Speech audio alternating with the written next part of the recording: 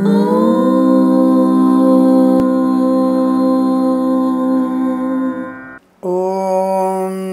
శ్రీ గురుభ్యో నమః. హరి ఓం. లక్ష్మీం క్షీరసముద్రరాజతనయాం శ్రీరంగదామేశ్వరీం దాసీభూత సమస్తదేవవనితాం లోకైకదీపాంకురాం శ్రీమన్మందకటాక్షలబ్ధైభవత్ బ్రహ్మేంద్రగంగాధరాం త్వాం త్రైలోక్యకుటుంబినీం సరసిజాం వందే ముకుందప్రియాం. నమస్కారం. అంటే కొద్దిమంది మిత్రులు అలాగే కొంతమంది మేధావులు కూడా అడిగినటువంటి ప్రశ్నకు సమాధానం. అంటే మన దాంట్లో కూడా మంచి ప్రశ్నలు వేస్తే తప్పకుండా వాటిని స్వాగతిస్తాను. నేను పరిశోధన నిమిత్తమే చేసే ప్రశ్నలు కూడా నేను స్వాగతిస్తాను.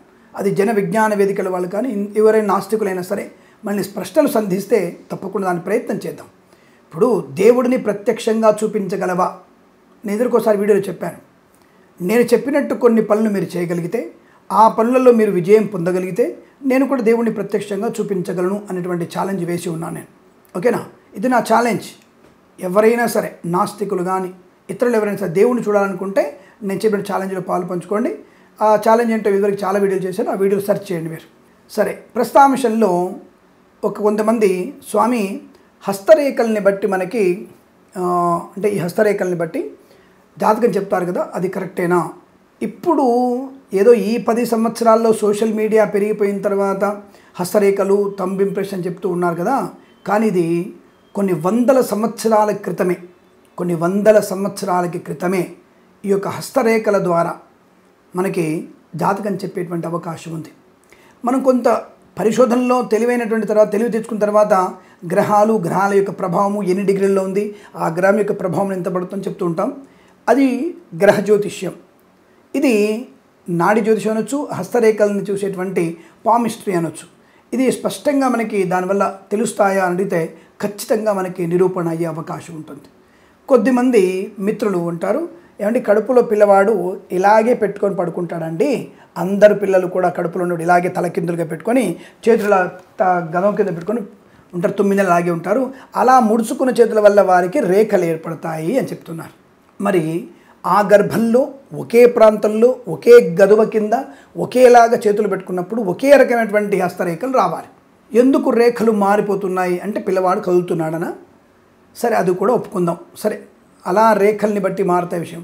సో అందులో కనీసం 1,00,000 మంది పుట్టినప్పుడు 1,00,000 మందిలో 50,000 మందికి ఒకేలాంటి రేఖలు ఉండాలి కదా.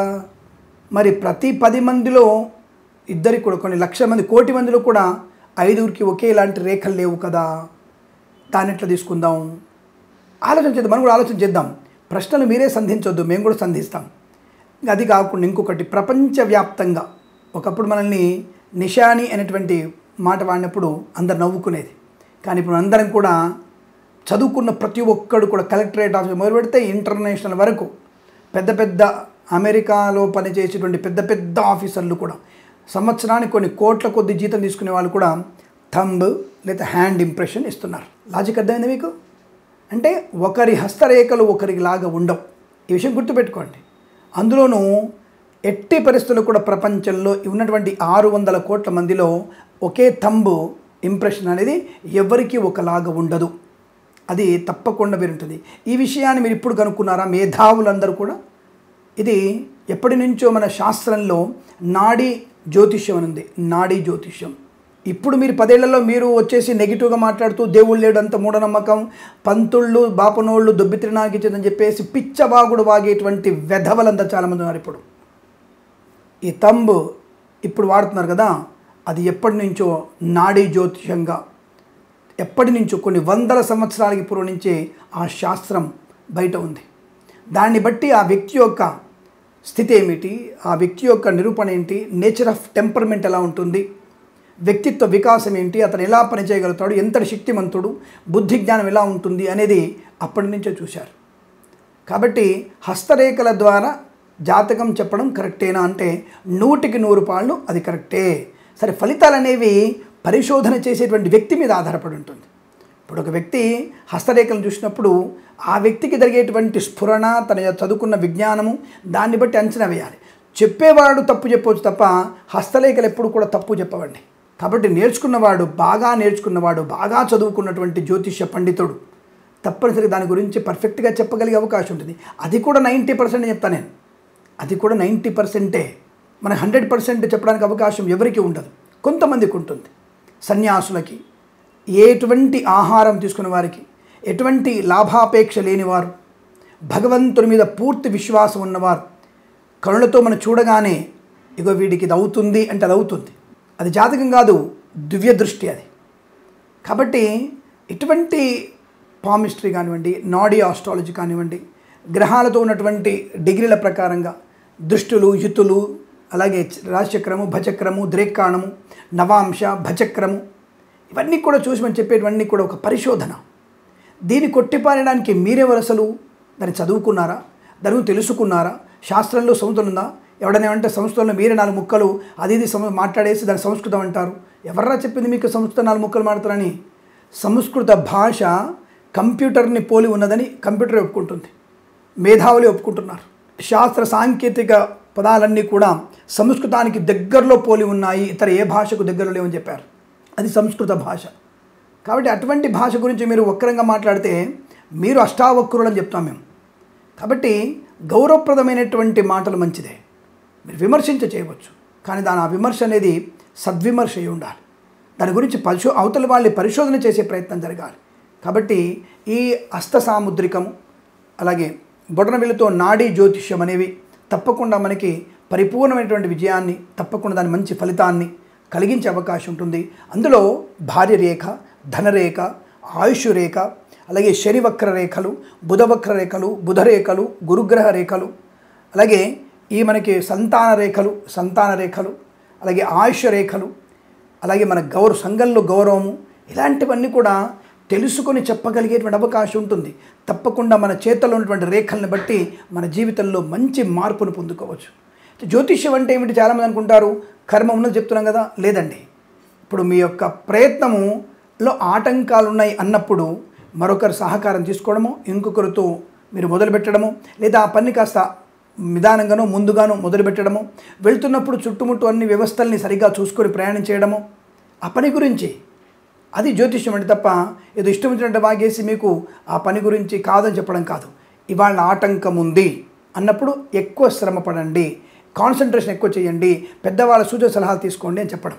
అంతే తప్ప ఏదో నిన్ను పక్కకు పెట్టి మభ్యపెట్టి మరి ఈ టైంలో పూజలు చేసుకుంటే పని అయిపోతుందా అని అడిగితే, ఒక సమస్య వచ్చింది, కంప్యూటర్లో ఒక బగ్ వచ్చింది, దాన్ని తీయడానికి ఎన్నో పదాలు కొడుతూనే ఉండాలి. మనం కొన్ని రోజులు, 100 రోజులు కొడుతుండాలి. ఎందుకు? ఆ బగ్ క్లియర్ అవ్వడానికి సరిపడేటువంటి మనం టైప్ చేస్తూనే ఉండాలి దాన్ని వాటి భాషలో, సాంకేతిక భాషలో వాటిని ఏమంటారో తెలియదు మనకి, అవి చేస్తూనే ఉంటారు. ఆ బగ్ దగ్గర వచ్చేసి ఆ బగ్ని నాశనం చేసే వరకు వీళ్ళు ఏదో పరిశోధన చేస్తూనే ఉంటారు. ఇదంతే. జ్యోతిశాస్త్ర ప్రకారం కూడా ఆ సమస్య వచ్చినప్పుడు ఫలాని భగవంతుణ్ణి, సంతానం కోసం ఒక దేవుణ్ణి, కళ్యాణం కోసం ఒక దేవుణ్ణి, అమ్మవారిని, ఇంకొక రకంగా మనం ఇలా ఆ సమస్యకి పరిష్కరించగలిగేటువంటి వ్యక్తిని కలుసుకోవాలి.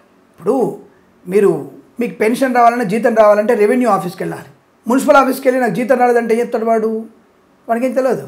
అలాగే రిజిస్ట్రేషన్ ఆఫీసర్కి వెళ్ళి మీరు భూ సంబంధ రిజిస్ట్రేషన్ ఆఫీస్కి వెళ్తే భూ లాభాలు ఉంటాయి. మరి భూ సంబంధ రిజిస్ట్రేషన్ ఆఫీస్ వాళ్ళు వెళ్ళి ఆర్డీఓ ఆఫీస్కి వెళ్తే, నెంబర్ రిజిస్ట్రేషన్ వాళ్ళకి ఆఫీస్కి వెళ్తే ఎలా అయితే పని కాదో, ఇక్కడ కూడా ఆయా భగవంతుని యొక్క ప్రేరణతో, ఆ భగవంతుని యొక్క అనుగ్రహంతో ఆ పని చేయడానికి ఆ పూజనో, పునస్కారమో, జపమో, తపమో చేసుకోవడం. నాలాంటి వాడు చెప్తాడు మానసిక ధ్యాన దానం చేయండి, లేదు డబ్బుంది తప్పకుండా చేయించండి. ₹1,00,000 ఉన్నాయి, 2 లక్షలు ఖర్చు పెట్టు, పోయేదే ఉంది, 10 లక్షలు ఖర్చు పెట్టు, 10 మంది బ్రాహ్మణులు తింటారు, పర్వాలేదు, ఏమి ఇబ్బంది లేదు. ఎవరి కులాల్లో వారి కులాలలో వారి యొక్క పనులలో వారందరూ డబ్బులు తింటున్నవారే. కాబట్టి ఎవరేమి ఉదాత్తంగా ఎవరు పనిచేయట్లా. ఈ నాస్తికవాదులు కూడా చేసేటువంటి పనులన్నీ కూడా మళ్ళాంటి వాళ్ళందరూ కట్టే పనుల ద్వారా వాళ్ళ జీతాలు తింటున్నవాడే. అంత ఫ్రీగా రావట్లే వాళ్ళకు కూడా. వాళ్ళు ఉద్యోగం చేస్తున్నా కానీ ఇంకోటి పని చేస్తున్నా సరే, ఆ సమాజం ప్రతి ఒక్క వ్యక్తి, బ్రాహ్మణ్ నుంచి మొదలు పెడితే అందరి వరకు కూడా ప్రతి ఒక్కరు తక్కువ ఎక్కువ జాతి లేకుండా అందరు కలిసి పన్నులు కట్టేటువంటి విధానంలోనే ఆ జీతం తీసుకుంటున్నారు అందరు కూడా. కాబట్టి ఇక్కడ సమానత్వమే ఉంది, దాని గురించి మాట్లాడట్లే. అది పంతులు ఒక్కళ్ళే పూజ చేసి తింటున్నారంటే వాడికి వచ్చినది ఒకటి వృత్తి. వాడు మంత్రం చదువుకున్నాడు, 15 ఏళ్ళు కష్టపడి చదువుకున్నాడు, ఆ వృత్తి ద్వారా వాడు 10 రూపాయలు సంపాదించుకుంటాడు. 10 మంది మేలు కోరి, 10 మంది మంచిగా ఉండాలని, సమాజంలో బాగుండాలని కోరుకొని చేస్తాడు. కాబట్టి బ్రాహ్మణుడు తినడం వల్ల తప్పేమీ లేదు, దాని గురించి మీరు కంగారు పడాల్సిన అవసరం లేదు. ఇప్పుడు ప్రస్తుత అంశంలో ఈ హస్తరేఖలు కానీ నాడీ కానీ ఇలాగే మనకి ఈ చక్రాలు చూసి అంటే రాశి చక్రం నవాంశాలు చూసి చెప్పేటువంటి జాతకాలన్నీ కూడా తప్పనిసరిగా మనకు అనుకూలంగా ఉంటాయి. కొంతమంది ఫేస్ రీడర్స్ కూడా ఉంటారు, అవి ఉంటాయి. ఇప్పుడు కొంతమంది ఇంకా టారో కార్డ్స్ అని ఇంకా కార్డ్స్ అని వస్తున్నాయి. మరి వాటిలో పరిశోధన మనకు తెలియదు. ఇప్పుడు టారో కార్డ్స్ ఇంతకుముందు అయితే మనకి 100 సంవత్సరాల క్రితం ఈ టారో కార్డ్స్ లాంటివి అయితే లేవు, నేను ఎక్కడ చూడలేదు. ఇక న్యూమరాలజీ అంటారా, అది ఏ భాష మీద ఉందో మరి ఆ భాష ఉన్నటువంటి అక్షరాలకి అంకెలకి ఎలా దాన్ని సంకలనం చేస్తున్నారో మనకు తెలియదు, అది పరిశోధన చేయాలి. అదొక రకమైనటువంటి జ్యోతిష్యం కావచ్చు. ఇక్కడ జ్యోతిష్ శాస్త్ర ప్రకారంగా కొన్ని అంకెలకు కొన్ని రాశుల ఈ గ్రహాల ఆధిపత్యాన్ని ఇచ్చారు. శుక్రుడికి 6 అని, 1కి రవి అని, ఇలా ఈ అంకెల్ని అంటే ఈ జ్యోతిష్ శాస్త్రంలో ఏ సంఖ్యకు ఏ అంకెకు అధిపతో ఆ అంకెల్ని కొన్ని శాస్త్ర ప్రకారం ఇచ్చారు. కానీ న్యూమరాలజీకి దీనికి ఎక్కడ సంబంధం లేదండి. బట్ న్యూమరాలజీ అనేది ఆ భాషా సంబంధం ఏంటంటే ఆంగ్లంలో కనబడుతుంది. ఎక్కువగా న్యూమరాలజీ అనేది ఆంగ్లంలో కనబడుతుంది. మరి ఆంగ్ల భాషలో ఉన్నటువంటి పరిశోధన వల్ల వాళ్ళు చేసినటువంటి పరిశోధన వల్ల అటువంటి శుభ ఫలితాలు పొందుకోవచ్చు కాక దాని గురించి మేము పరిశోధన చేయలేదు. ఎందుకంటే జ్యోతిష్ శాస్త్రంలో 100 సంవత్సరాల క్రితం న్యూమరాలజీ అనేది లేదు. 100 సంవత్సరాలు ఎందుకు, ఒక 79 సంవత్సరాల క్రితం కూడా న్యూమరాలజీ మన దేశంలో లేదు. కాబట్టి అది దాని గురించి ఎక్కువ పరిశోధన జరగాల్సిన అవసరం కూడా ఉంది. నేను కూడా దాని గురించి పరిశోధన చేసి నిజంగా తెలుసుకునేటువంటి ప్రయత్నం చేస్తాను. కానీ ఈ అన్నిటినీ ముడిపట్టి అంటే పనికొచ్చి పని కదా ఒక వాళ్ళని కలిపి సంచులు కలిపేసి జ్యోతిష్యమే తప్పు అనడానికి ఎవరికి అధికారం లేదు. కాబట్టి మీరందరూ కూడా ఇటువంటివి ఒక నమ్మకంతో భగవంతుని యొక్క అనుగ్రహాన్ని పొందుకునే నిమిత్తమై ఈ యొక్క జ్యోతిష్కుడు చెప్పేటువంటి విషయాన్ని గ్రహించండి. తప్పకుండా అది మన జీవితానికి అనుకూలంగా మారేటువంటి అవకాశాలు ఉంటాయి. హస్త సాముద్రికం కానీ, నాడీ ఆస్ట్రాలజీ కానీ, అలాగే పరాశర నారద సంహితున్నటువంటి చక్రాలు కానీ, కేపీ సిస్టమ్ కానీ, రామన్ సిస్టమ్ కానీ, అంటే దానిలో చెప్పేటువంటి భావ ఫలితాలు అలాగే దశాంత దశ ఫలితాలు అన్నీ కూడా ఒకేలాగా ఉంటాయి. వాటిని అనుసరించే విధానం వేరు, చెప్పే విధానాలు వేరు, అంతే తప్ప జ్యోతిష్యం ఎప్పుడు కూడా తప్పు కాదు. కాబట్టి మీకు ఫలితాలు మంచి ఫలితాలే వస్తాయి. తప్పకుండా వాటిని ఫాలో అవ్వవచ్చును, అందులో సందేహం లేదు. ఓకేనా? శుభమస్తు. సర్వే జనా సుఖినో భవంతు. ప్రేమతో మీ కిరణ్ శర్మ.